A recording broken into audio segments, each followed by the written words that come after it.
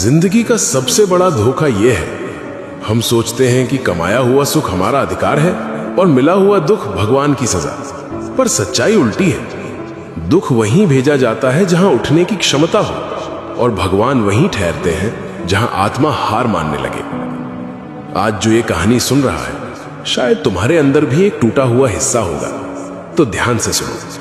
ये कहानी किसी एक लड़के की नहीं, ये हर उस आत्मा की है जिसे समय ने कड़ा बनाया है।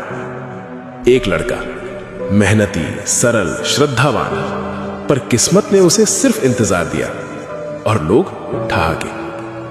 कोई उसका श्रम नहीं देखता, सिर्फ पूछता, भगवान ने तेरे साथ ऐसा क्यों किया?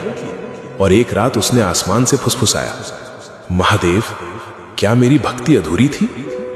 जवाब फिर भी खामोशी। पर वही खामोशी उसके भीतर एक नई चीख जगा रही थी, एक बदलाव की आग। वो टूट कर गिरा, पर टूटना उसकी पराजय नहीं थी, ये उसके अहंकार की मृत्यु थी। रोते रोते उसने पुकारा, अगर भटक रहा हूं रोक लो, अगर गिर रहा हूं पकड़ लो, अगर हार रहा हूं जगा दो। और पहली लकीर यहीं बदली।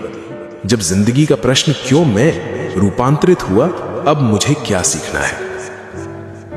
ध्यान की उस रात उसे शब्द नहीं मिले, पर एहसास मिला, साधक, मैं तेरी राह बदलने नहीं आया, तू जिस रास्ते पर है उसी को पवित्र बनाने आया हूं।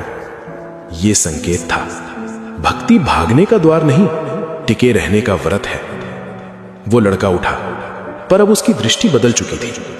दुनिया जख्म दिखाती रही और वो अपने घावों में दीक्षा खोजने लगा। जिंदगी की असली चाल यही है, दुख मार्ग बदल देते हैं और भक्ति लक्ष्य। महादेव चमत्कार नहीं करते, वो इंसान के भीतर से पशु को हटाकर साधक पैदा करते हैं। जो राह टूटकर छूटी थी, वहीं से अब साधना का प्रथम चरण शुरू होता है। याद रखना, जिस इंसान को वक्त ने गिराया है, उसे भगवान थाम कर उठाते हैं, ताकि वो गिरने वालों को उठाना सीख जाए। भक्ति तुम्हें भागने नहीं देगी, भक्ति तुम्हें दिशा देगी।